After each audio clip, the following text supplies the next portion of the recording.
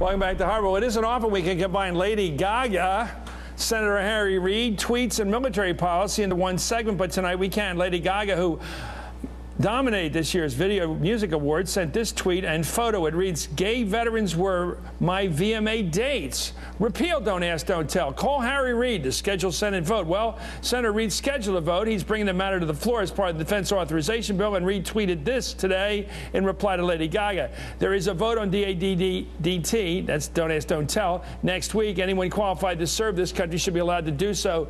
Katherine Miller decided to leave West Point because she no longer wanted to serve under Don't Ask, Don't Tell. She was one of Lady Gaga's dates, if you will, to the Music Awards. Matthew Alexander served 18 years in the Air Force he's an advisor on OT Vote, vets.org, and he's the author of How to Break a Terrorist. Let me ask you both, Katherine first. Let's assume that this is going to come to a vote. It may not get the 60 votes this time. It may get it. The courts may rule on this. It may take a year. It may take a little longer than that. What do you think will be the difference when we have open service? What would be different? How would it be different, Katherine, do you believe? Actually, I think we're overestimating the differences that repealing Don't Ask, Don't Tell is going to entail. I think it's going to be an incredibly smooth transition. The military is more than prepared to make this transition, and I've been exceedingly proud of them, for being able to make the difference with desegregation and the integration of women. So I think we're overestimating the differences it's going to take. Matthew, what do you think will be the difference? Well, I think morale will actually improve because we have members serving in the military today who aren't allowed to disclose their sexuality. I have a good friend, won a Silver Star in Afghanistan, and he got out of the military because of this policy.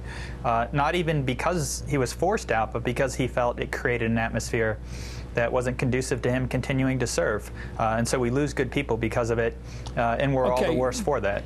Well, you're all for it, but let me get back to Katherine. Why are people against open service? Why are people in the military resisting? Why is it going to be so hard for Harry Reid to get 60 votes this week to stop a filibuster?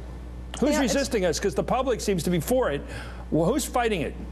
You know, it's a really small minority. I feel like this minority, though, of in my case, cadets, but soldiers at large, and some of our general officers, they're very vocal about their homophobia, and they're scared of making this transition. And why are they scared? Try to figure it out.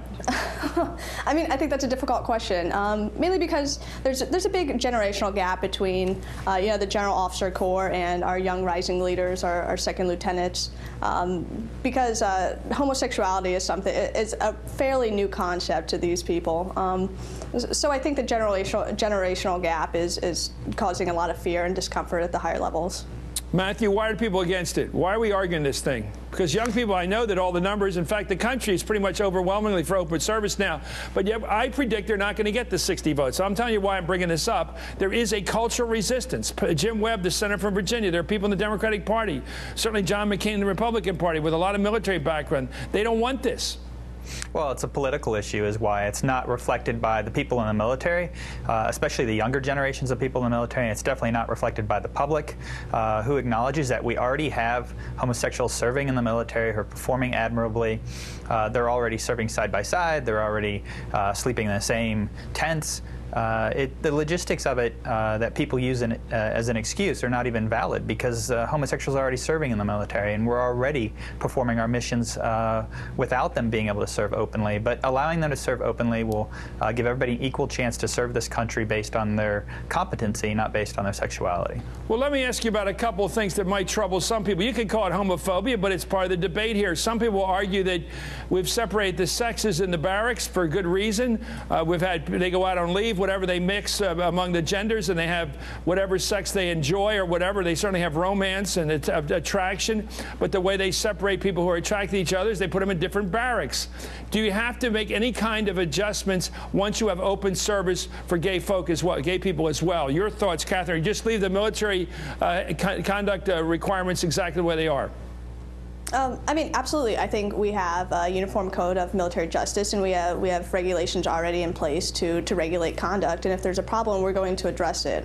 It's under no circumstances is it okay for a senior to be in a relationship with a subordinate, or two roommates or two. So fraternization rules would just have to be strictly enforced. You're saying, like, for example, you have a drill instructor that may obviously have an attraction to somebody in the ranks, and that everybody knows about it. That would cause a lot of problems, obviously. But you say you could deal with that in terms of just discipline. There is to be no camaraderie, no fraternization, period, between the ranks.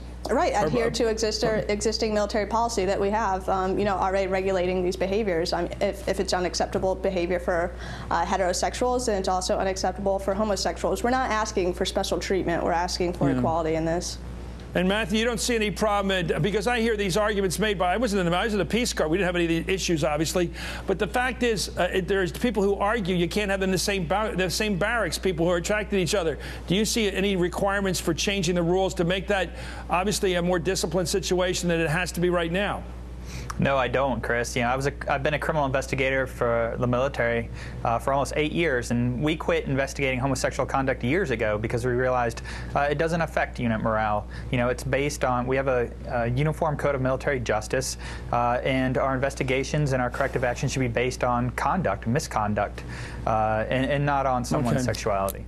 Well, we're going to have this argument for a while because it looks like it's not going to pass right now. I think the courts are getting into this. I think it's getting close to a unstoppable force to bring out open service. But thanks so much, and congratulations, Katherine. It's great to have you on the show. It is an honor to have you on. Well, you've been through a lot, and you're a great spokesman for this issue. Matthew Alexander as well. Thank you both for coming on. When we return, I'm going to have some thoughts about why it's time to end. Don't ask, don't tell. You're watching Hardball, only on MSNBC.